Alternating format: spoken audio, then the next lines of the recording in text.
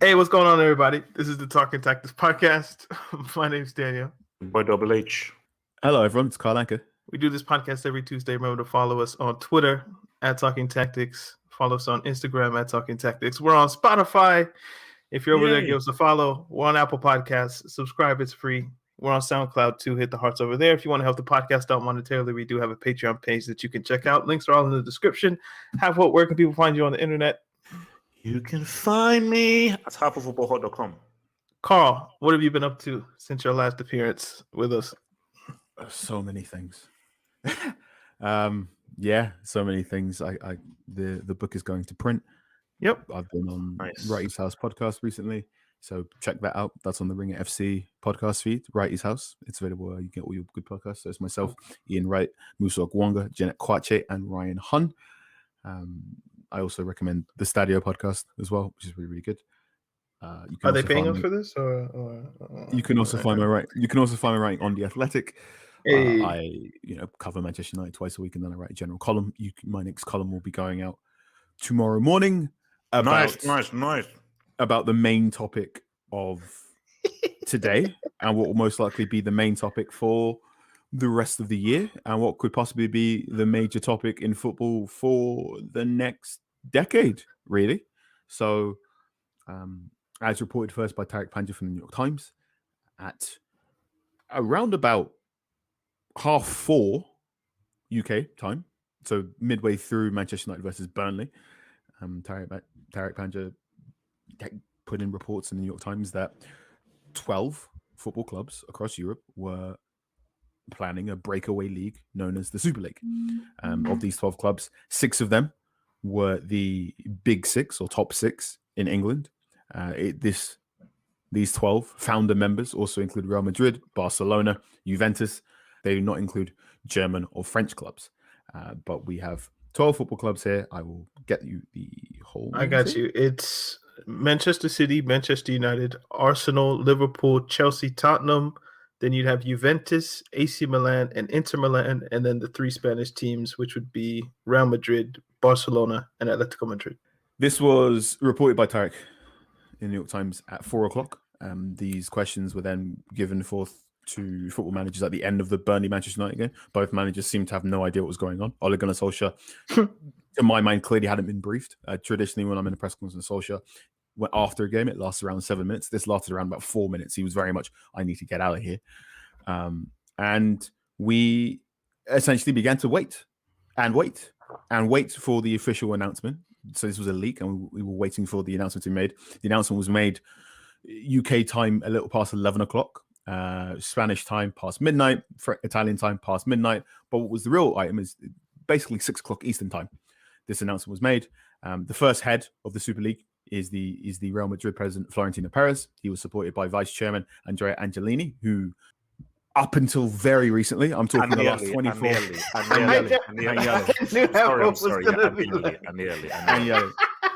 Sorry, my apologies. Up until very recently, he was one of the heads of the ECA, so the European Club Association, which has very, very close ties to UEFA. To put into context how close the relationship was between the ECA and Yeli and UEFA, Seferin, and Yeli is the godfather to Seferin's youngest child. So backstabbers. Yeah, this is. Put this in context. At 4:00, at 4:00 in the middle of a week, middle of a Premier League week, we found out that 6 Premier League clubs and then 6 other clubs on the continent have decided they're going to create a breakaway league, and they're going to do it next season. Basically, the idea is that this is going to be a midweek competition. It's going to have these 12 clubs as well as a number of teams that could be invited in. We found out that this league, a competition, or how you want to call it, would be funded by JP Morgan. The estimated earnings for the proposed Super League would be at least $425 million. It's very, very, very surprising, not only because of the timing late on a Sunday, but also because the day afterwards, so Monday when we're recording this, we were also supposed to have a vote from UEFA as to the new version of the Champions League. So the Champions League was meant to undergo a set of reforms that would begin in 2024, according to what they were calling the Swiss model, or a more basketball version of it, which would see six-team groups that would play 10 times.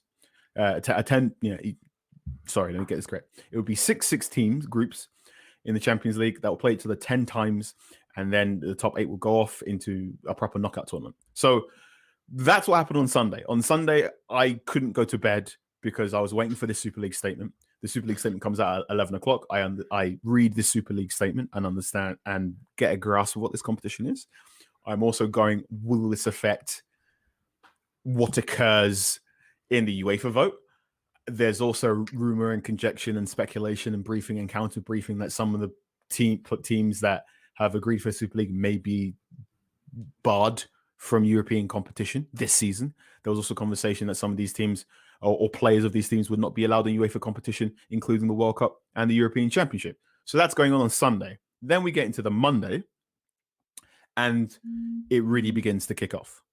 So not only are we seeing clubs release statements and tweet and whatnot and say Tottenham Hotspur, Liverpool, Arsenal, Manchester United didn't tweet it, but they did release it on their investor page saying they were founder members of this competition. But we also saw every single member or every vice chairman of these clubs, all the owners of these clubs, leave the European Club Association and sever ties with UEFA. So Ed Woodward left the ECA. He's disembarked his position from UEFA as well, which is really interesting because people in UEFA said, I can't believe this is happening. Ed Woodward told me that he was going to vote through these new UEFA schemes for the Champions League, and now he's gone off and done this. And chaos has arrived. Chaos has arrived so much that we didn't even have time to reflect on the fact that early this morning, Jose Mourinho got removed of services in charge of Tottenham Hotspur. This is the... I will simply tell you what my boss told me this morning. He said this is going to be the busiest day of your life and one of the most important days of your life, and you have to report this properly. Good luck. Go out and be brilliant. And this is, make no mistake, this is the most seismic shift in football since the formation of the Premier League or since the creation of the Champions League. This is the biggest change in football in the last 30 years. And even if the Super League doesn't happen, I think it has created something that you can't be put back into the bottle. I think Sunday, the 18th of April 2021 into Monday, the 19th of April 2021, people will write dissertations and PhDs and theses over what happened to football on those 2 days and what it meant for not only football, but the wider entertainment sphere and what that means for digital content, e-commerce, and globalization as a whole. This is a seismic event. And when I say I couldn't sleep, I mean I could not sleep. I said in one of the group chats to some other friends, I'm sat here realizing that my job and my life's passion, football, has been irrevocably changed by some suited men who have no real interest in the game.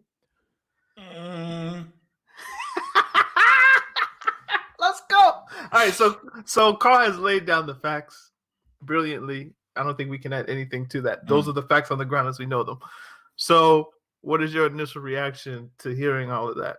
Wait, my initial reaction or my reaction as of now? Both. My initial reaction was anger, was passionate, because I was like, this is not what football is about. Football is about you earn that right to gain entry into these elite competitions. We have to appreciate David. We love Goliath versus Goliath, but we all have to appreciate David. And we do like those David against Goliath stories. And I always root for the underdog. So how do you create this private thing where there's no relegation and we can't see that kind of fairy tale story of an Ajax in the semis or an FC Porto to get into the final and so forth, or a Leicester City getting in the Champions League? So and that was just my initial reaction. And then afterwards, I was like, half up, get real. And why are you surprised that it has gotten to this place? Because, see, I think throughout the whole day, because again, I was doing some correspondence stuff on my part-time thing and everything. I'm just trying to break this stuff down. So I had to do research and just looked at the numbers. Which where were the numbers here? Yeah. So let me just give you some numbers, guys. If you win the Champions League in a good year, you get 40 to 80 million. Now, that's for me, those numbers don't add up because I know how big the Champions League is.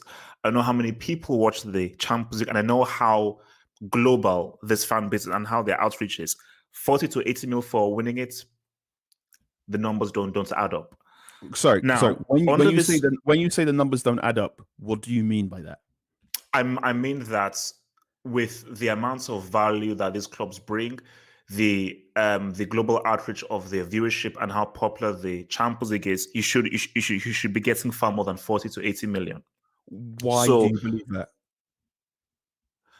Because under this new model, you are going to be given 250 to 300 mil just for taking part.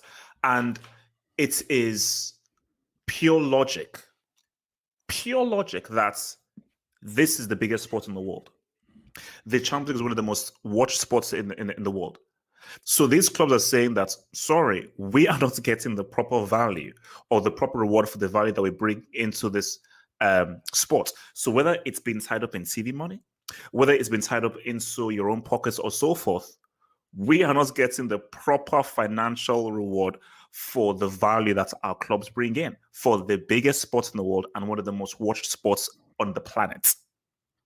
So hence why you look at this new model, which states 250 to 300 mil just for taking parts, and you'll be earning about 3 times as much as what you get in the Champions League.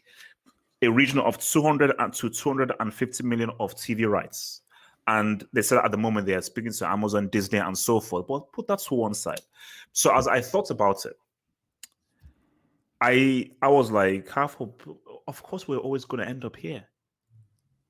And the only people to blame are the Premier League and UEFA. You're to blame for this.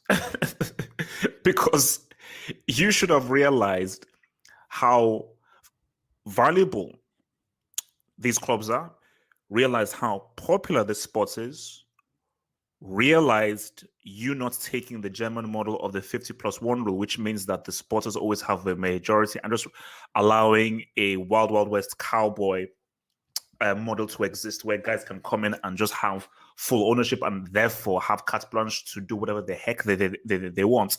But by you not creating a proper financial model that respects the value, all these clubs as their global brands, they were always going to look for an alternative. And the pandemic was the catalyst and the perfect excuse. It was a catalyst because it's like, bro, we're not getting any money because nobody's coming to the stadiums. We need to look for an alternative. And also it's like the perfect excuse of like, hey, look, we have to do something. So, hey, COVID. And you look at the model of movies, of how movies suffered big time. I was looking forward to Dune coming forward this December because I've read the book. Trailer looks fire. Denis Villeneuve, man, Dune, let's go.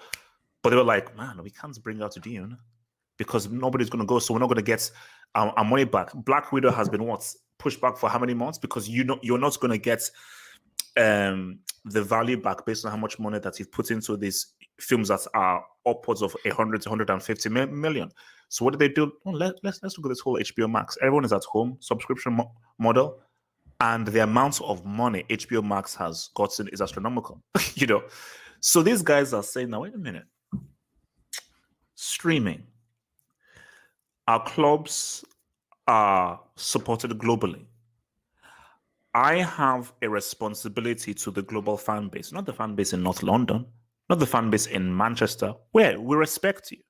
And so forth. Of course, we respect you, but I'm sorry, Manchester United is supported globally, not just by guys in Manchester. And you don't own the club. You're not more realer than the United fan in China, the United fan in Canada, the United fan in South Africa.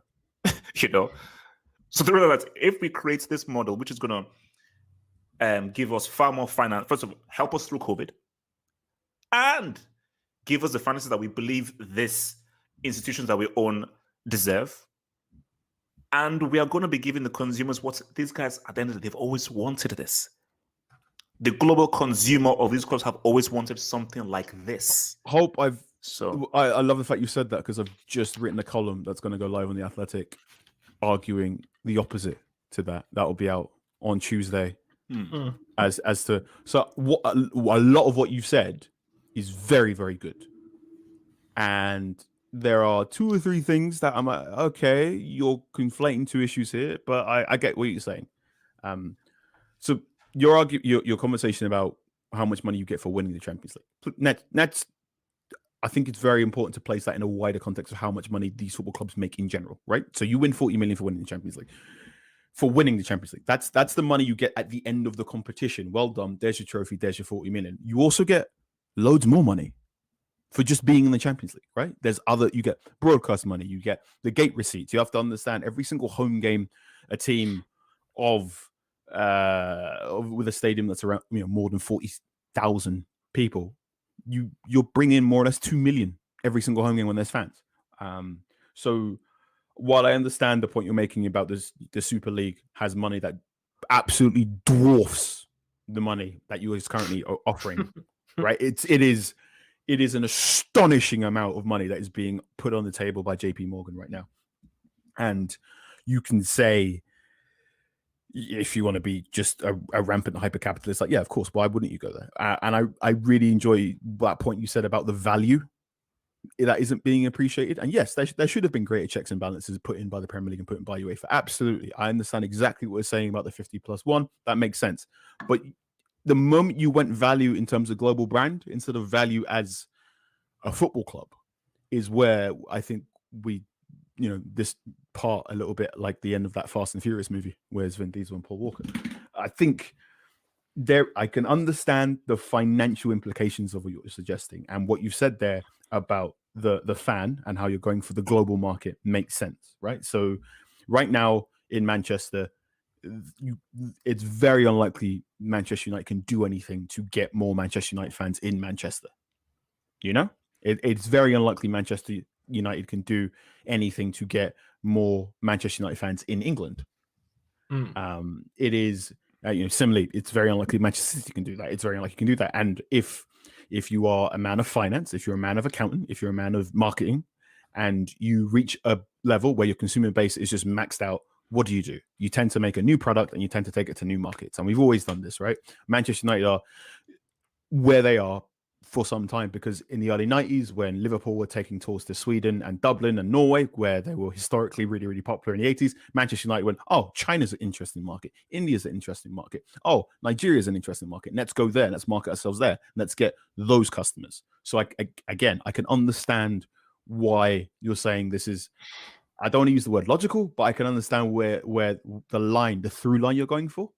So you make a new competition. And I think on some level, there is space for a competition, a new competition in new markets and whatnot. And we've talked about the Phoenix League, we've talked about different kinds of super leagues, we've talked about the 39th Premier League game being played in China. We've just seen now Copa del Rey, the Super Cup in Spain being played in Dubai and I believe Saudi Arabia as well. So I think so. We've also seen, not only has the Premier League been trying to expand their global game and broadcast into new areas, but we've also seen the other leagues try and catch up, right? If you want a really good example of a football club going, we have to get the global market, look at Juventus. They've changed the badge, they changed the kit, they went from Cristiano Ronaldo, they've gone out for this global fan. And on some level, I can understand why you're doing it. But on another level, I'm going, why are you doing that? Are you not making enough money? Can I answer your question? And this is especially specific to Juventus and Manchester United. These are publicly traded companies. You can buy stock in the Milan stock market of Juventus. Like I don't know what the English stock market is called, but you can purchase stock in Manchester United. And I'm told today that Juventus stock today was up as much as 15 or 16%. Yeah. Yep. Manchester United stock today was up upwards of 6, 7, 8, 9% because the investors see this as, exactly what you guys were saying. We need to break new ground. And if this Super League is the mode to get us there, then we feel confident in that move. we invest in the club. So, and I swear when we've talked about the Super League before, I've brought this up. But the moment you create the avenue for stock investing, there is no stop. There is no morality here. There is. We are beholden to these shareholders, and we have to do everything in our power by hook or crook to make sure that we maximize this brand that we've created. So once FIFA, UEFA allow these clubs to be publicly traded commodities, there is no morality anymore. The game's gone then, not yesterday. I'm toing and froing in this argument because I can understand where you're coming from in that it is very hard to stop incremental death by 1,000 cuts. And there absolutely, I hear that point too. And there absolutely has been incremental changes and shifts and rampant hyper-capitalism affecting football, right? You know, Hope is a little bit older than the two of us, and he talks about the European Cup, right? Happy birthday, by the way. You haven't been on here since, your birthday. So happy birthday. Welcome. Thank you. Welcome. I'm 30 now. So Hope's talked about the European Cup, right? And Hope tells me about the European Cup when it was only the champions of your league getting into the European Cup, and the Champions League was formed because Silvio Berlusconi once, I believe he saw a game between Real Madrid and Napoli on TV and went, "Why is this being offered up so cheaply? We need to find a way to make more money." And I hate that guy so much, bro. That's the apocryphal story.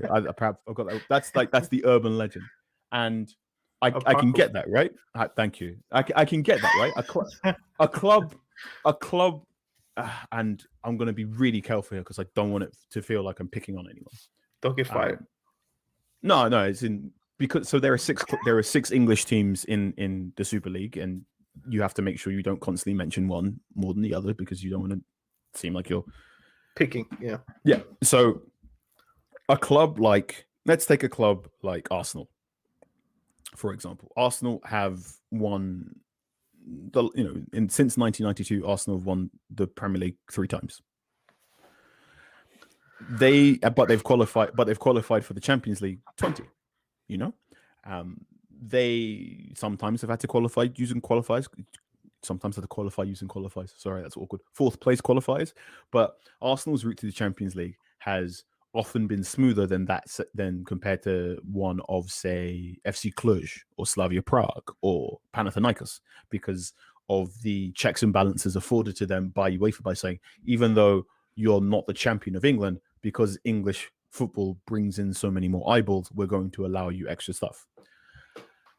And that's not, I'm going to use air quotes, fair, right? There possibly was a point in European football when it was fair and more egalitarian. In the last 20, 30 years, we've seen numerous checks and balances. And what you saw, I say 2 seasons ago, where UEFA basically ratified the top 4 for all of the leagues.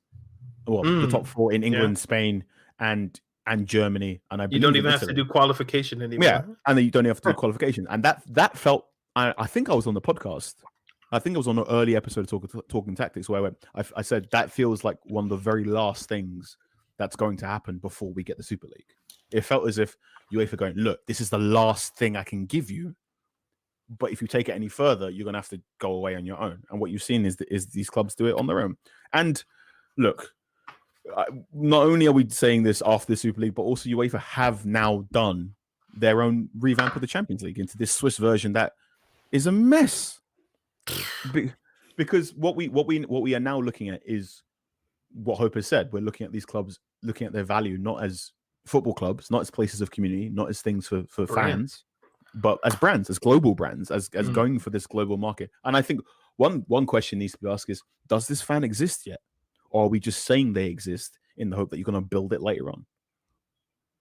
The fan does exist. And the reason why I say that the fan does exist is I talk from experience in terms of my channel. No, don't laugh. Don't laugh. No. Okay, don't laugh. No. Because I know why you're laughing.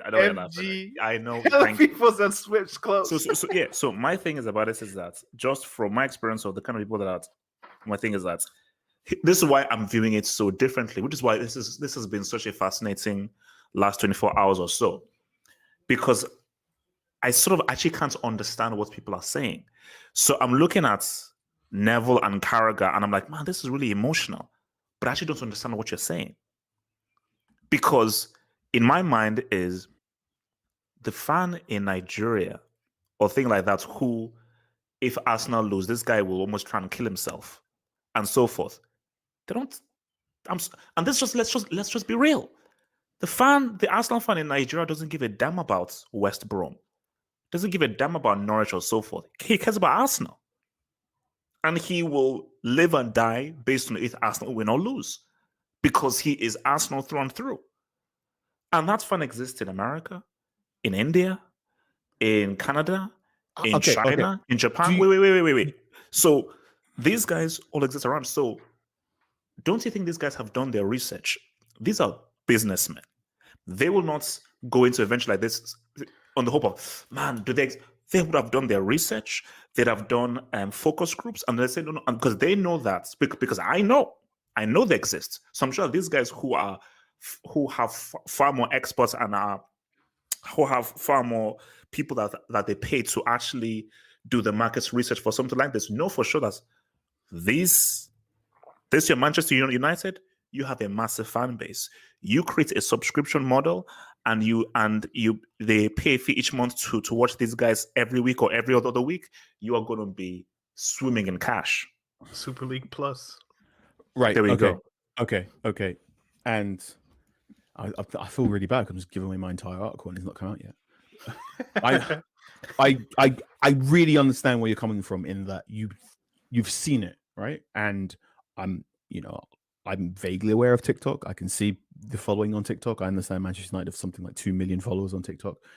I understand the idea that there is a fan out there, a new untapped resource of fan that can be mobilized and that can buy in to your brand if you create a nice new shiny product. I don't know if there's enough of them, and you can focus group it, and you can say this and that. You can have all your men in suits say there's enough, but, and this is also harks to what you're talking about, Hope, where you say you don't understand it because they're getting emotional, right? There is an emotion to football. You cannot treat football fans like a traditional consumer in the same way of movies or consumers of television or consumers of food, right? So let's give an example. I like the Marvel movies, okay? And I really like the Marvels. If at some point in time, if one of the characters in the Marvel movie just got if one of the actors got recast out of nowhere, and not because they've done something bad or they've done something this, but simply the person that plays Falcon got recast because he got offered more money to go do the DC movie. I'd go, that's weird. And if that new actor came in and was not as good, I'd probably go, I don't want to watch this TV show no more. In football, if my team, Manchester United, have a player that goes to Real Madrid and the new player that comes in isn't as good as the player that replaced them, I'm not going to stop supporting Manchester United. You know, football fans are sticky. You can change. It's this idea that you get your football club at quite a young age, and then you stick with it until the rest of your life. And you're not going to change. It's not like if they change the recipe to Coca-Cola. If they change the recipe to Diet Coke, I want to stop drinking Diet Coke. They can change the recipe to Manchester United. I'll probably keep putting money in towards Manchester United. They can change the main actor of a film or a film series, and I'll go, that's weird. I don't want to watch this TV show anymore. They can change the manager of a football club, and I'll probably keep supporting the football club. You know, this is. Football fans are uniquely sticky. I think the only comparable sort of fandom or following football has is basically religion. You know, you get it at a young age, and while your interest may dwindle in and out, providing the thing doesn't too badly mess up what they're doing, you are going to be there or thereabouts until you are eventually finished. Which is... That's the best way to put it. You can say finished in terms of death, or say finished in terms of... I got it. Okay, yeah, I hear it. But that's weird, right? So when you say when you say let's take the emotion out, I don't think you can take the emotion out of a football fan, right? At some point, think about this. At some point in time, I was 6 years old and I watched the game of football and I watched Eric Cantona score a goal and I went, that team. And I have put hundreds of thousands of pounds into that team because of an event that happened when I was 6 years old. Hundreds of thousands? Where are you getting this money from, bro? I mean, I've been on this planet. And then it's the idea that not only will that money keep going, but that money will keep going because I'll probably have children and go, we support this. And that only works when you factor in the emotional element of football, when you factor in the emotional content of football, when you talk about... Can I add something? Oh, finish. When you talk about, and this is why the Super League hurts a lot for fans of some of the clubs in there, right? Because some of the fans of this of the teams in the Super League talk about the emotion and the community and talk about how it means more. You know, Liverpool have the branding, this means more, and you'll never walk alone. Barcelona say it's more than the club. Manchester United also talk about, this is Manchester United. We're about glory. Tottenham Hotspur had Danny Blanchflower said this is about winning things. You can make your own jokes there, but there is if you look at the lineage of some of these football teams are over 100 years old, and they have links to like the local church or factory workers or a union or railway tracks, right? This is a place of community and people, and they constantly say we are about community and people. And even now the community is bigger than Manchester and it's the world, we still care about you. And yes, I know part of that is marketing guff, but the Super League is, and I cannot stress this enough, the Super League is people far away, more looking at laptop screens, more interested in stock market prices and focus groups going, absolutely fuck you. I'm sorry for swearing on this podcast, but I have to. It is the most egregious double middle fingered up from the owners of these football clubs. I'm saying the owners. I'm not saying the managers or the players or whatever. It is very much the owners. You read these statements. Joel Glazer has not been to a Manchester United game in over 2 years. He's not given an interview to MUTV or Manchester United press in the same amount of time. But I can see him at the Super Bowl celebrating with the Tampa Bay Buccaneers and whatnot. And then yesterday, he talks about the spirit of competition in the Super League, and he's so proud to bring the Super League to Manchester United. And he's so proud that this competition that doesn't have relegation or promotion is a thing and will be for the betterment of everyone. It's galling. This person who has been hidden away from us and used a leveraged takeover has now decided, I want even more money. Can I add something here where I was listening to Agnelli's, I don't know if he was like being recorded off a computer or whatnot, but he was sitting there and he was listing statistics, and I wrote some of them down, and it kind of goes to the point I think you guys were saying. And of course he's not showing his research here, so I don't know where they're getting these statistics from. They could be pulling them from their ass, who knows? But he said 1/3 of people or football fans these days support more than one club, or they support two clubs. That 10% of football fans support players and not clubs. And 2/3 of football fans follow football because of FOMO, or fear of missing out, rather than, I don't know, some actual devotion to their club. Now, I'm not sure about that last one.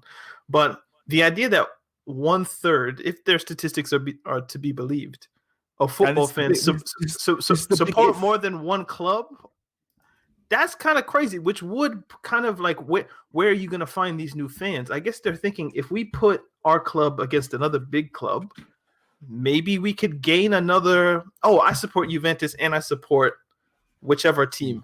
We can become somebody's number 2 club, and that's better than them not associating with us at all. And it's so but my question would be, why? Why do you need to do that? Because their stocks are up. I looked it up, 18% today. Somebody made money. But again, that's why? 1/5 of their value. But so this is the thing. Yes, you've increased your stock price. Yes, you've made more money. Why are you doing that? Why not? If you're a businessman, why? So because there's no morality in business, I don't think. But why? But there is morality in sport. There should be. No, there always has been morality in sport, and to varying degrees, and sometimes it goes in and out. And look, club football, you're saying there's morality in the modern club football. There's more morality in club football. This is why the Super League annoys people, because this is blatant. It's shoving in your face what this thing has always been. Yes. So I've just done a long Twitter thread about this, and I mean, if you just allow me to say it out loud. Look, I say this is really difficult because the Super League removes the competitive element, so there's no relegation and promotion. But also, it shatters the idea that morality exists in sport or morality exists in football. And I can see, we've joked on this podcast about certain things. We all make Sepp Blatter jokes on this podcast. We had a whole section called Heroes and Villains. We've talked about the ills of UEFA. We've talked about the ills of FIFA. We've talked about leave Papa Sepp out of this. He's not involved. Absolutely. I mean. How can you say this is UEFA and the Premier League's fault, but Sepp Blatter's exempt? Because he brought a World Cup to Africa. That's why. Come on, man. Trump card. No pun intended. You know how I feel about Sepp Blatter, but we've I feel as if this podcast has been very good at removing the artifice of football and understanding. Part of this podcast sometimes goes, it is what it is, but. Yeah. Part of this podcast also believes in competition, right? There's genuine thrill in this podcast when we talk about title races, and there's been sadness on this podcast when we talked about the lack of a title race, right? There've been multiple episodes where we've talked about it's really boring that Juventus have won this many leagues in a row. It's really boring Bayern win this many leagues in a row. We're gonna get there. Have hopes use the word irrelevant when clubs are topped by January and you think it's a done deal. And we've spoken before about what happens when. Daniel can see the analytics. When we stop talking about the top 6 in the Premier League or the Champions League, apparently the numbers dip. So we know that our listeners are to an extent fans of the top 1%. So I think it's very, very cynical to say, well, this is just more of the 1%. What can you complain about? But I think it's really, really, really sad that this competition is invented, because it truly smashes the idea that if you get all your ducks in a row, if you work really hard, if you can exploit the inefficiencies in the transfer market, if you can be a good coach, that you maybe can do all the right things, and it's not. If you can do it right, and that is really painful, and it really hurt me last night. When you're mad about football, but you're not really mad about football. You're mad because what you've just seen in football shows you something else in life. That's what the Super League announcement showed me, right? And when I said, it's my job and my passion has been irrevocably changed by some billionaires, I know that on some level, my life is just at the whims of some venture capitalists and billionaire people in different places who don't know my name, but basically I'm just someone on the spreadsheet.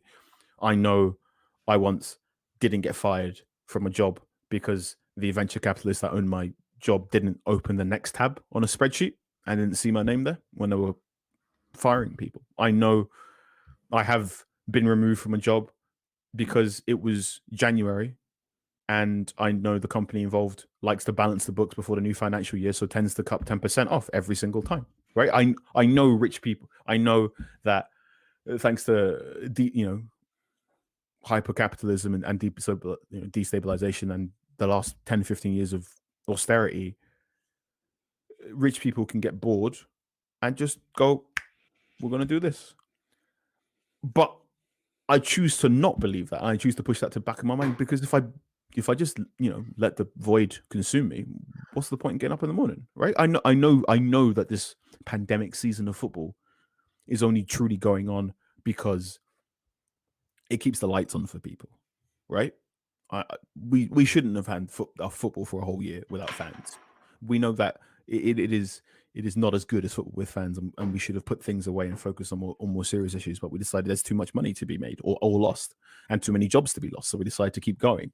But we told ourselves we had to do this for the entertainment of people, right? We told ourselves that people need an outlet, right? I've spent the last year, when I haven't been able to see my mom, when I haven't been able to see my brother, and I know the only reason I'm doing it is because I need to pay rent. But I've told myself I'm doing this because there are other people out there who can't see their friends, who can't see their family, who need football.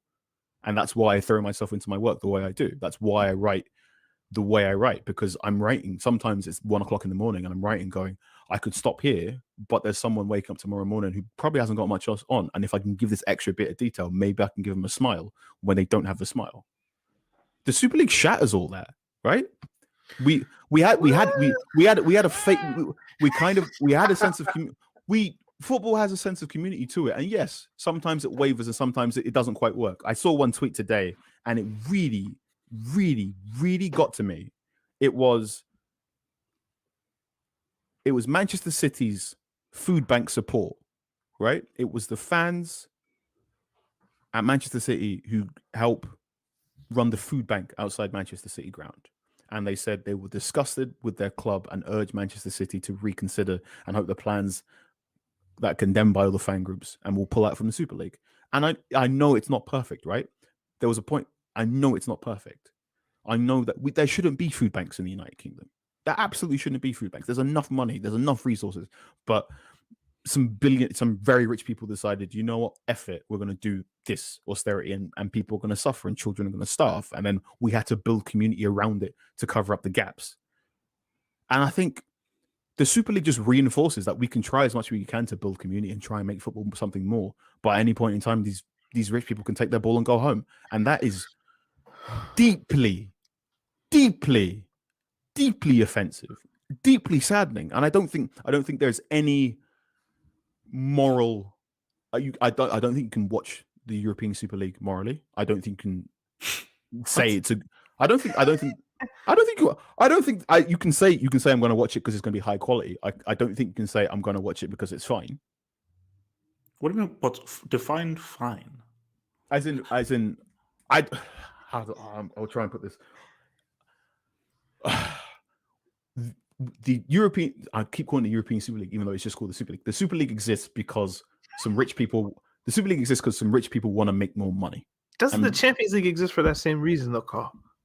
And nobody has a problem with this. To an extent, and people do have a problem with the Champions League, and we've spoken about our problems with the Champions League on this podcast. So I disagree there. We've spoken about. I shouldn't speak in absolutes, but and we've spoken about our problems with the Champions League. That's why Hope calls it the European Cup. That's why Hope puts the World Cup on the pinnacle, right? Hope has been very adamant about the problems with the Champions League, the problems with qualification, and the problems in how it discludes certain clubs. And that's why I like Hope, and that's why Hope said when Hope says Eibar and other La Liga clubs that aren't the top La Liga clubs, I'm like, thank you, that's nice, right? Because Hope thinks about Spanish clubs that aren't Real Madrid and Barcelona, and he talks about that. So Eibar, it's so easy. No, I know. But Carl, I get. But see, Carl represents literally all of the videos I've been watching for most of the day. And you see, let me go back to the point I said that, of course, I understand the emotion of football, but I have actually sort of gone through stages of acceptance. No, a learning process because this has been a fascinating 24 hours because I'm like, oh my gosh, this is how I view football. Because as I'm looking at people and you talk about community and so forth, let's even go back to Chelsea. Why do I support Chelsea? I don't support Chelsea because of its history. I don't support Chelsea because of the fans. I don't feel a kinship with the Chelsea fanship. You don't agree with their culture, Hapo? Nope, I don't agree with their culture. I supported Chelsea for two reasons. First reason was Gianfranco Zola was my favorite player. And because I was a Nigerian coming into England and I faced racism from English people who didn't like foreigners, and I sort of stuck with other foreign people, I was attracted to, oh my gosh, there's a club with Gospoye, Dan Petrescu, Babayaro, Marcel Desailly, Torre Andre Flo, Zola, all these foreign guys banded together in one place. I just felt a kinship through that. So that's my connection with Chelsea. Not, the history, the fanship. I don't know that stuff. And once I now found out about the culture and so forth, when I used to work at Parsons Green and so forth, I was like, oh yeah, these guys are racist.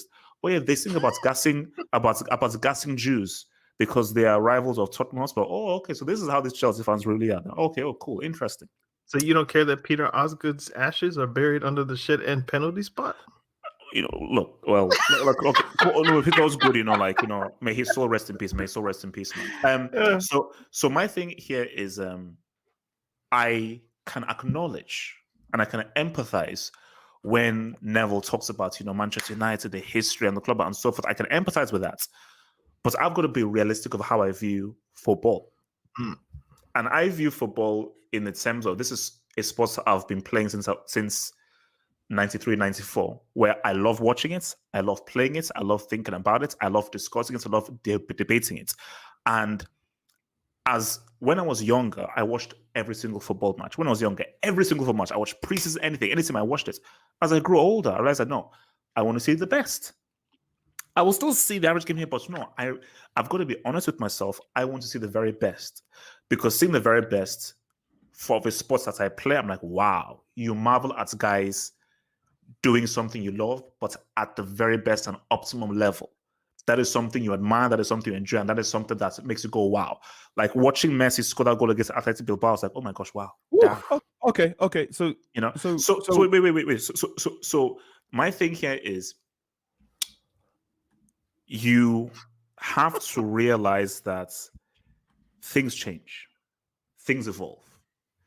To people really thinking that the biggest sport in the world was going to remain as is for all time, you're not living in the real world. The fact that this was so popular, it was always going to get. And do you know what started this? USA 94. USA 94 was interesting. Was the beginning point, because I remember USA 94, watching it in Nigeria. I remember that opening ceremony. I remember how much of a big deal that was, because I was like, my gosh, this is, because obviously I was too young for 1990. 94 was the first World Cup that I saw. But I remember how America went full blown with that opening ceremony and how crazy it was. And Americans were like, man, this is pretty crazy. Because you saw a little bit when Pele went to the MLS and so forth, but USA 94, them hosting this thing called the World Cup, guys are like, oh no, this is something interesting. And Americans have always had it in their backlog of, yes, I have my NBA and my NFL, but this football thing is different. These fans of this sport is different. The way that the passion you get from NBA fans, NFL baseball fans, not like football fans. And these guys don't, no. We have not really reached the full potential of what this thing can be. We haven't, because this thing is global. And I keep saying this thing with each year, this sport gets bigger and bigger and bigger and bigger, and more people get into it. So we were always going to end up here. It was always a matter of time. We didn't. And I think that's defeatist, right? I can understand your point that it was going to get bigger, and I can see where you came from when you were watching, USA 94, and you could see, football's going to get global, and I can understand you saying it's getting bigger and bigger and bigger. And we've been on this podcast before, and we've talked about the power Nigeria might have in terms of winning World Cups. We've been on this podcast and talked about how India might be powerful. We've been on this podcast and we talked about how Japan and their plan for winning a World Cup in possibly 100 years. We've been on this podcast and we talked about China and how they might take football seriously. And we talked about how football will change. Football did not have to change in this way, and it did not have to reach this point, and it did not have to be a done deal. And you are correct. Who would have stopped it though? Like people? You are correct. All of you, Pope's been correct in talking about 50+1. You've been correct in saying UEFA's been doing certain things. And yes, there's been negligent handling of things from the governing bodies, and we've been critical of those governing bodies on this podcast for various times. Yes. So it wasn't inevitable, because we fought against it.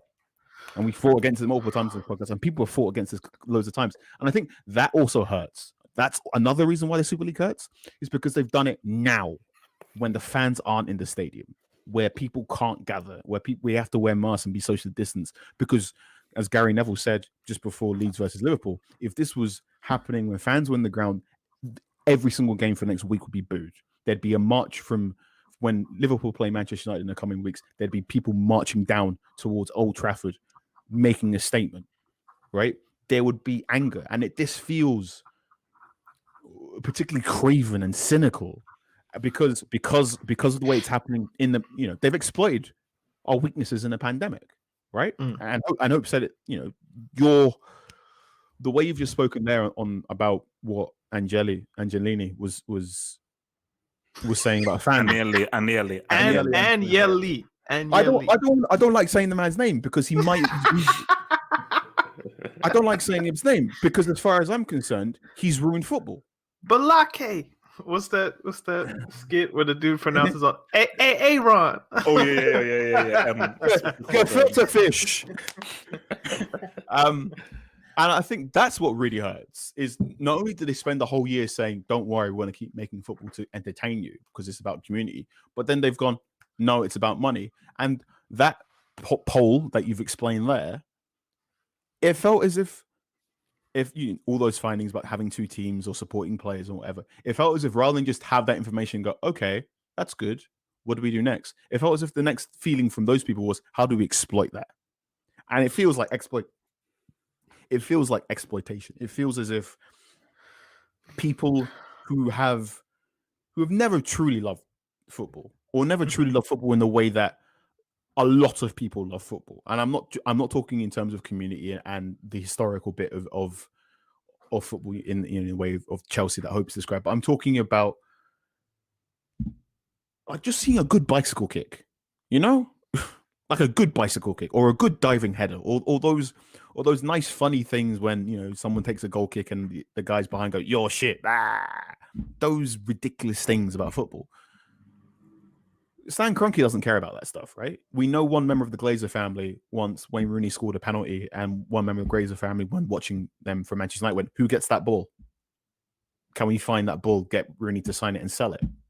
Right? These people don't care about football in the way that millions and possibly billions of people care about. These people don't care about the global fan in the way they say they care about the global fan. They don't care about whether or not they enjoy Manchester United or how they enjoy Manchester United. What they care is, can they be sticky enough to give us money so that we can pay off the JP Morgan money when that dries up? This isn't. No, I agree. This is nasty hyper capitalism, and we should fight it with every single fiber of us. So it doesn't have to be inevitable. I was talking earlier with my dad, right? And he brought up a COVID point, like maybe this happened because of COVID. And then we kind of got into a discussion, like my dad doesn't really watch football like that anymore. But I was talking to him about, I was trying to explain kind of how the Champions League is and what the Premier League is, because like he's been under the game probably for like 30 years at this point. So I told him the Champions League is basically the European Cup, and I saw his face light up. He's like, "Oh yeah, I remember that." And I was like, the Premier League is basically the English First Division. He was like, and I saw his face like up again. He's like, "Oh."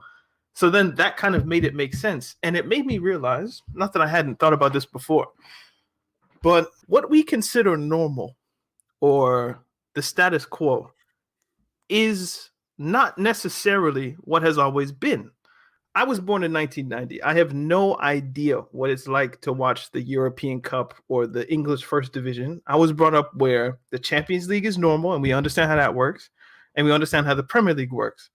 Just because that's how it is now, there was a process that happened before I was born, before I had consciousness, that was putting in motion the building blocks for something like this to occur.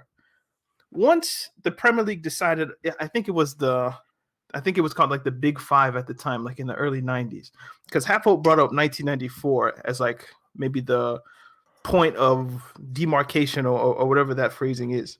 We could look at 1990 and the first, I think, meeting of Liverpool, Everton, Spurs, Arsenal, United. They decided the way that the football pyramid in England is working based off, we could talk about Hillsborough, we could talk about the Heysel disaster, all these types of things. It's not working well enough. We need to create a new system. And that's what they did. And they changed what was over 100 years of history. And they made a thing called the Premier League. And they let people bid on it, which is why it's slightly rich from people from Sky Sports who are kind of like, I can't believe the game is gone. You guys bought the original Premier League for like, I think 300, 400 million pounds, whatever it was. But where we are right now can be traced back to things that happened before we were even existing. Does that make sense? I say in the same way that we are living in a world. So I'm living in a United Kingdom that still is reverberating with the echoes of Thatcherism. In the same way that you're living in the United States that's still dealing with many of the effects of Reaganism, right? But that does not mean things happening to you in your life right now you should accept. Oh, no. I'm not making that point. I'm making the point that you can fight it as much as you want, but the systems that are in place are legacy systems. They're in place for a reason. It's not to say you can't change it. Fine. You have to fight. You must. It feels weird using this quote because it was used by Ford when he was busting a union. But I think you have to fight and you have to create a union. You have to fight until hell freezes over, and then when hell freezes over, you have to fight on the ice. Okay, Carl, what are we fighting for? We're fighting for the idea that competition can exist in football. We're fighting for the idea. So let's look at the Premier League right now. No. Okay, maybe what is a bad question. Who? What do you mean who? Who are we fighting for? We're fighting for the idea of competition. We're fighting for the idea of what's the Can I pause you quickly? Because I figured you would say something along. Okay, if we look at the competition, and obviously this is the talking tactic trope, but let's do it. Juventus have won 9 of 9. Bayern have won 8 of 8. PSG have won 7 of 8, and these are all in their respective leagues. In La Liga, we can say, there's a title race every season. 15 of the last 16 seasons, it's either been Barca or Madrid. Premier League, the most competitive league in the world, blah, blah, blah. And let's just go ahead and include the Manchester City title in this season. The past 17 seasons, 15 of the last 17 champions have either been Manchester United, City, or Chelsea. That's a 3-team league. So what competitiveness are we actually protecting by the way that the system is currently set up? Now, I'm not saying that the European Super League is the solution, but I'm saying you're fighting against the European Super League. Cool. But what is the alternative that we replace it with? We just keep things as they are, which it's already broken. No. Yes, they are, right? And this is why I keep talking about previous episodes of Talking Tactics, because there's been episodes of this podcast where I've talked about wealth distribution, right? There's been episodes where I said, Hope, you keep talking about Juventus, but you're zooming out. If you zoom in a little bit more, we can talk about Napoli and how look where Napoli were 15 years ago. They were in Serie C, right? They were in Serie C. They were in 2003, and then they had their very eccentric chairman buy that club for a little bit of money after he came off the set with Jude Law and Angelina Jolie on a movie. And he put money into that team, and he developed, and he built, and he built, and he built, and he built, and he built, and he built, and he built. And yeah, maybe they didn't win Serie A. They won the Coppa Italia. Did you see Koulibaly's face when he held the Coppa Italia trophy? It isn't the Serie A, bro. It's something, though. It's something, but it's not the Serie A. It's not the Serie A. Answer the question. Did you see Koulibaly's face when he held that trophy? I don't need to see his face. Yes, you do. No. Because his face is really... Actually, I don't have a recollection of that, if I'm honest. You have to look at his face, because that face, that is the important thing. That is the thing that the Super League... essentially, you're being too sentimental, Carl. You're being way too sentimental. Football is sentiment. This entire thing is sentiment. Why? No. Why on earth would I spend... Think about this right now. Think about this really, really hard. I am paid money to go and watch a game played by millionaires for the entertainment of other people. Why? Why does my job exist? Why does people this podcast? Because people love football. There is an appetite for it. What is enjoyment if not sentiment? Enjoyment comes in several different ways. Yeah, see? Enjoyment isn't a slave to sentiments. Enjoyment comes in various different ways. You cannot say I'm being too sentimental when the entire thing that holds us all together, the reason why I do my job, the reason why you do your job, Dan, the reason why you end up writing for Beach Bro, the reason why this podcast exists, the reason why I enjoy coming on this podcast. There was a point in my life when I had nothing, right? I got fired illegally. I had absolutely nothing to do, and you invite me to come on this podcast. And there were points where I went, maybe I won't keep doing Talking Tactics, maybe I will. But I went, you know what? I like football. I like talking to these people. And I know that no matter what happens in my week, if nothing goes right, I at least did one thing that was productive and was nice. Right? This is all about sentiment. This entire thing we enjoy called football is about sentiment, and the Super League is sentimentality attached to the league that you play in. It's attached to some kid that was our age when we were just getting into football, like I say 6, 7, 8 years old. in 5 years when the Super League is at its peak, if the Super League is the first thing that they watch, they're gonna have the same sentimentality that we did or we do to the Champions League. How can you have sentimentality for a competition that has no relegation or no promotion? They won't know any different. The same way that we didn't know the European Cup or the English First Division. It's not the same way. It is not the same way because you can't say that. Why can't people just enjoy football? I'm here to watch football. People will get used to it. And look, of course they will. I love the idea of the Champions League. I've grown. It's all I've known. And the way that it's structured, at least on paper, I think that's probably pretty good. Like there's representation from just like you don't believe that either because let me land. I'm saying the idea that you call it the Champions League, that sounds nice, right? And then the champions from all across Europe in some way meet in this competition. Now, obviously, it doesn't end up like that. Obviously, the champion from Uzbekistan, maybe in Asia, but the champion from Azerbaijan is probably not going to end up playing Real Madrid because they can't get through the qualifying. But just what it says on paper is pretty good. The actual functionality of it is not good, but the idea of it or the ideal of it is nice, and I would like to keep that. However, to have Hope's point earlier, they messed up, and greed will always supersede moral. If we're talking about, again, the hyper-capitalist system that you talked about explicitly. No, it doesn't. It doesn't have to be this way. We've just had a very big election that proved greed doesn't always have to win. You do not have to accept your lot because the billionaires say you do. Hope, you talked about you want to watch the best, right? Mm-hmm. Which I found really interesting. The teams in the Super League aren't the best. This is chosen on revenue over certain. They're the biggest, but they're not the best. Oh no! It's true. If you are about the best, right? Mm-hmm. Surely it rankles you that there is no sort of promotional element. There is no way there is. You get invited. Yeah, you get invited. Yeah, but like based off the merit of the season that you've done before, and then you get invited into for those 3 spaces. Yeah, my issue or 5 spaces. My issue is. There has to be some sort of you're not good enough to be in here anymore. Now you have to leave. Yeah.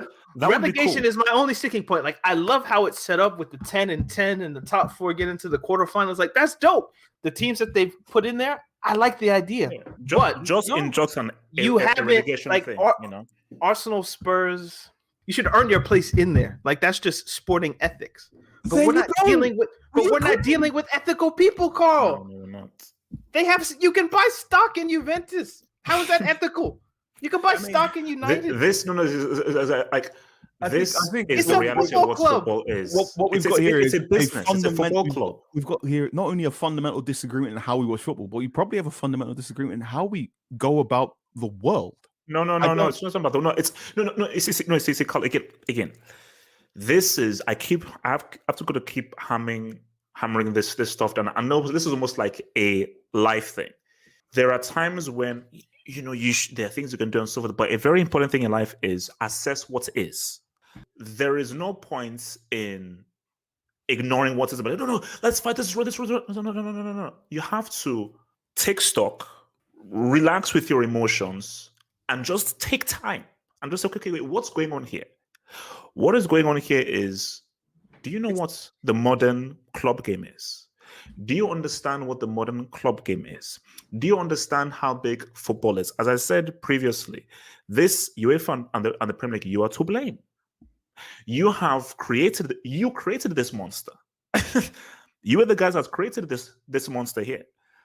So these guys have come in and said, can I buy this club? Sure. Are you sure? Sure. Are you sure? Sure. Thank you. And I can fully own it? Sure. Are you sure? Sure. Thank you. So I can fully own it, which means I can do whatever the heck I want with it. And now the only thing that will stop me is if the majority of the people fight against it. But if 20% call me a loser and so forth, but 80% are with it, I can live with that 20%. And that is the dangerous thing, because now we're now getting into real territory here. The guys that I'm seeing on Sky, BBC, and everything, you're like 20% of the fanship of this club. We don't know what the 80% think. We don't know, because BBC Sky haven't shown us they just shown us England's point of view and the local fans. But you local fans, you don't represent the bulk and the majority of the guys who support this club. No, you don't. You don't. You're like 20%.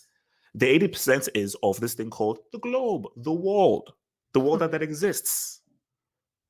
And that is who these guys are appealing to. Now we will now know whether this 80% are going to mess with this or not. I found that argument contradictory, cynical, and changing the point of blame to parties that do not deserve the point of blame. Okay. So the Premier League and the UEFA are not to blame. I don't think the word. I think at this point in time, if anyone should be blamed, it should be the owners of these clubs creating the Super League.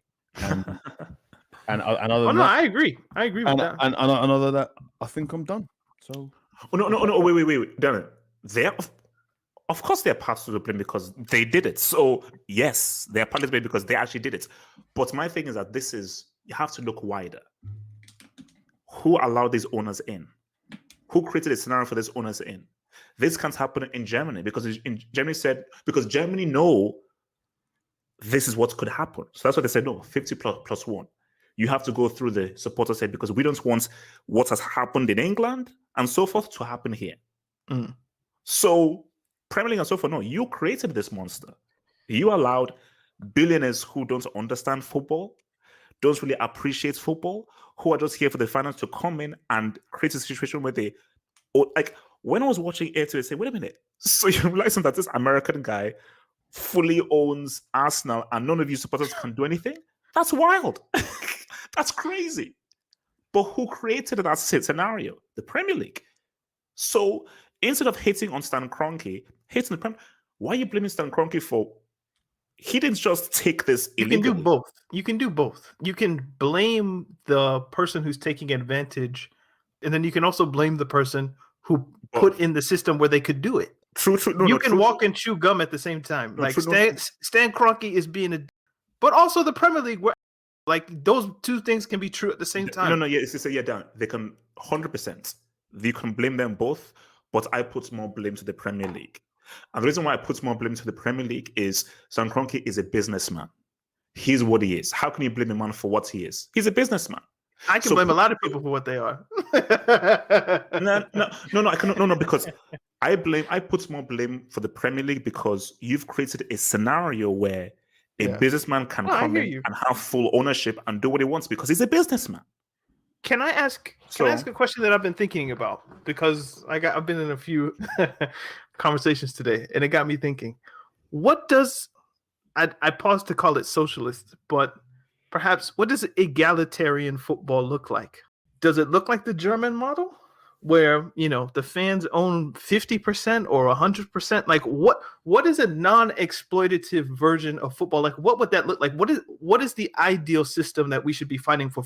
Because it shouldn't be a Super League, and it can't be UEFA, because we know who knows where that money's going. So what should European football look like, where there isn't exploitation of the fan and of the consumer at the root, but actually the preservation of what the football clubs should be, which is centers of community? What does that look like? And can we get it to that point? Because you say we should be fighting against, but what are we fighting for? And that's a question that I've been wrestling with, and I don't have a great answer for it, because it does seem like these clubs have to make money in order to. So how do we get that mentality to switch? I mean, this is why I keep saying make money for what, right? Make money for what? There's this notion that the clubs are making money. Apparently, on Sky Sports News, Kavanagh expressed one that board members of the 6 English clubs spoke off the record and said another board member said this is first and foremost about revenue and profit, and then the game and improvements to the game will follow, right? And as far as I'm concerned, you should not have people like that at any football club, right? And Hope raised a good point about letting the businessmen come in, and the Premier League did make failings in its fit and proper persons to own a football club. When you look at the horrible failures and the people that were allowed to pass those tests, Manchester City's owners, not the current owners, but the previous owner, and the people that have been allowed to pass those exams. The fact that you could buy a football club in the United Kingdom, even if you were under a criminal investigation, providing that criminal investigation was in your native homeland rather than in the United Kingdom, is ridiculous.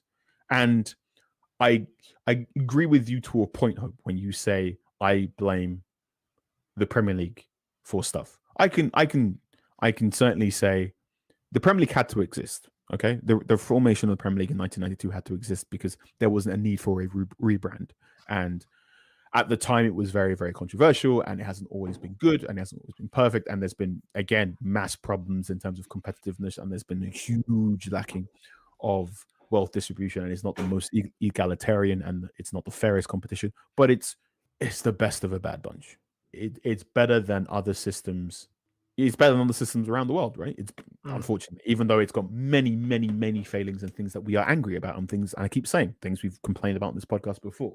50+1 is a great starting point. I think the phrase of "you don't let perfect be the enemy of good." I think right now, first things first, fight the Super League with everything you've got. Right? Fight the Super League with everything you've got. And then, you know what? Listen to some old episodes of Talking Tactics, because we've talked about what we can do on this podcast. There was a great episode we talked about how the Champions League basically has hollowed out Europe's minor leagues. So if you're the champion of the Hungarian league, because you qualify for the Champions League, that one game of Champions League qualification makes you better than everyone else in the league. And we've spoken about how money needs to be distributed more evenly across the league. We've spoken about what could be done in Juventus. We've spoken about what can be done with TV broadcast revenue. We've spoken about parachute payments and the championship before. Right? You already have an idea of what you need to do. And yeah, the Premier League's not perfect. And yeah, UEFA's not perfect. And yeah, the Champions League is not perfect. And let me say it right now, this new version of the Champions League, the Swiss model of the Champions League, I hate that. I think it's so bad, bro. I think it's a bag of nonsense, right? But these systems, yeah, they're not great. But there was in 2015, 2016, Leicester City won the Premier League. Yeah. And that 5,000 to 1, that wasn't meant to happen anymore. But it was amazing. You know, it was the idea that, oh wow, things can, you know, if the stars align and redacted, your team can win the Premier League, and that can still work. And then not only did they win the Premier League, but because they won the Premier League, they got into the Champions League. Didn't they make the quarters? They made the quarterfinals of the Champions League, right? Mm-hmm. Remember? They got to Atletico Madrid. That's good, and that isn't possible with the European with the Super League. Well, it's just not possible that way. Like Leicester would have to be invited into the five, and then they'd have to make it through the table. There've been some very, very good reports from Miguel Delaney in the last couple of years about how that Leicester City title victory basically was another domino in another, other club board members going, we can't let Leicester happen again. Oh, I think we said that on here too. Yeah, Leicester over City over Arsenal? Nah, y'all done fucked up. Never again, bro. I'd say what we need to do as football fans. Y'all let some guy named Conte beat us? Nah. What we need to do as football fans is we need to protest, disrupt, and make our thoughts very, very clear about the Super League. So if you're not a fan of the Super League, make that known. Do not accept this. Do not take this lying down, and then do what you can to ultimately defeat the Super League. And if the Super League is defeated, if you're a fan of those 6 English clubs that were in there, I think you should be asking some very, very serious questions to your ownership. I think you should be writing to your football club right now. I think you should be writing to the people that you... Yeah. Yeah. To Abramovich's yacht. This is some bullshit. But I will watch. How much is it each month? If your football club right now has a contact page, you should write to them. You have the power. You don't have to allow this to happen. You can switch off. I've said this right. You keep going, and you keep going, and you keep going, and you keep going. They'll keep throwing it in the trash, but okay. So. I'll keep going. What are your Luckily, questions, emails aren't Heffel? written on paper.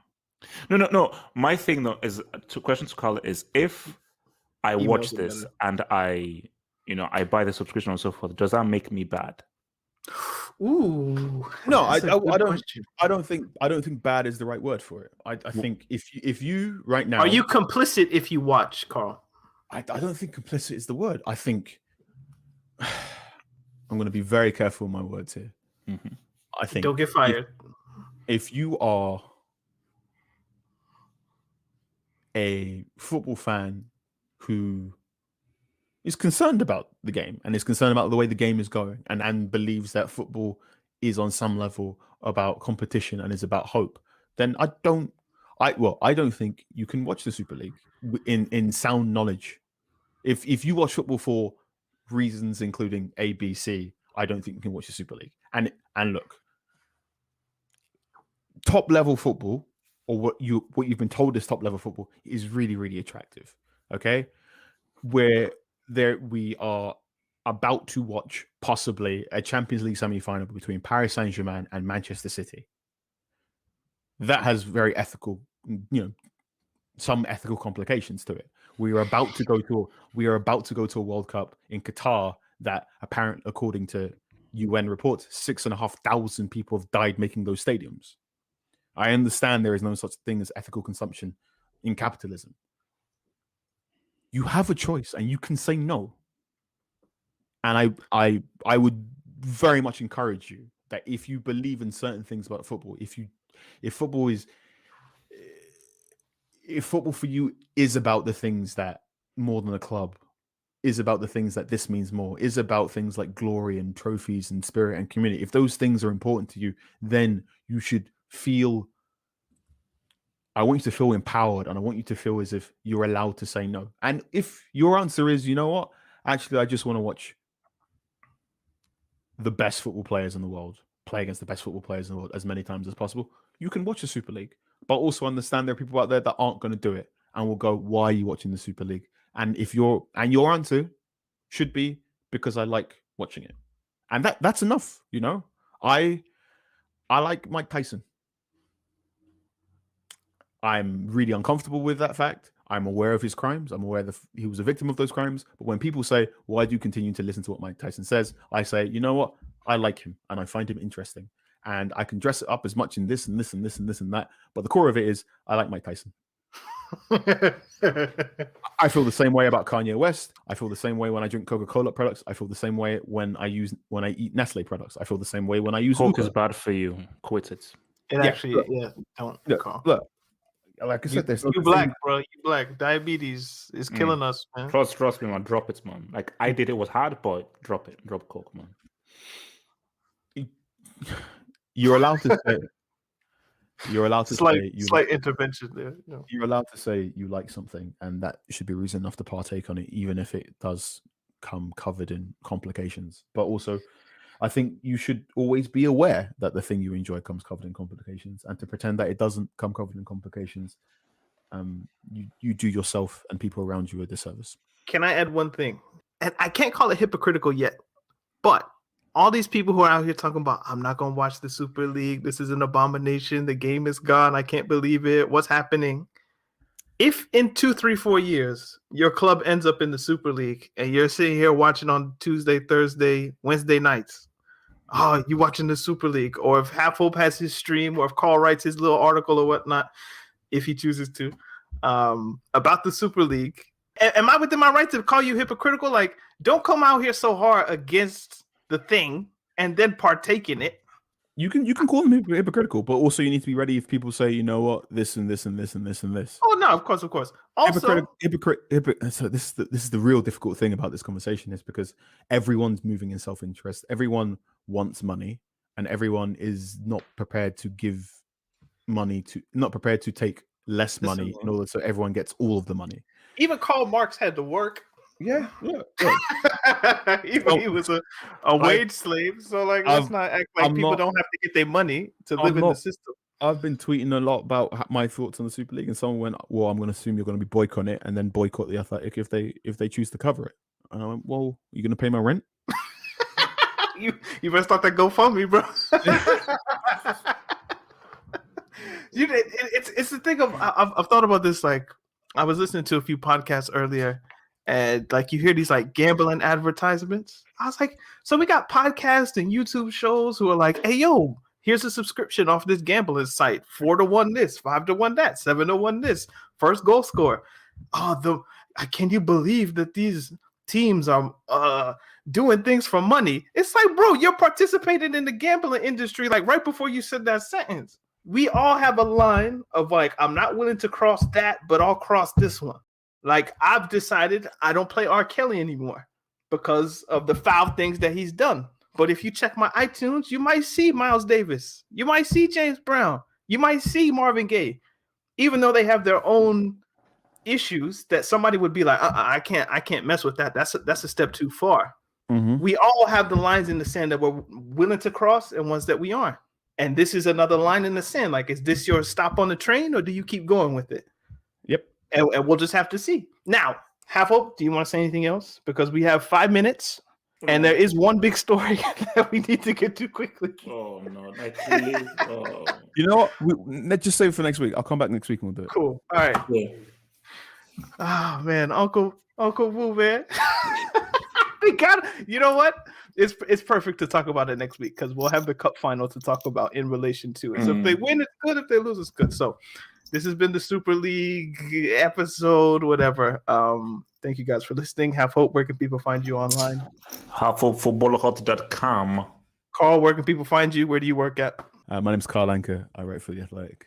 Marcus Rashford's book, You Are a Champion, is out May 27th. Yes, sir. I'm Ed Daniel. So look, this has been the Talking Tactics podcast. We thank you guys for following. There were no questions this week because you guys know what this is going to be. Yeah. So we'll take your questions on everything next week. So Twitter, Instagram, Facebook. There was one really good one, but maybe we'll take it as because I know someone sent actually a really interesting one. Oh no! It was like on the Patreon, somebody left like a bunch of good questions that we'll definitely get into. Yeah, this was just get some stuff off your chest day. I hope we did that. But yeah, follow us on Twitter, follow us on Instagram. We're on Spotify. If you're on Apple Podcasts, subscribe. It's free. Leave us a 5-star review, and we'll read it on the show. Talking Tactics podcast. Sometimes funny, sometimes serious, but it's always about football. Indeed. No to the Super League. Peace. Peace up.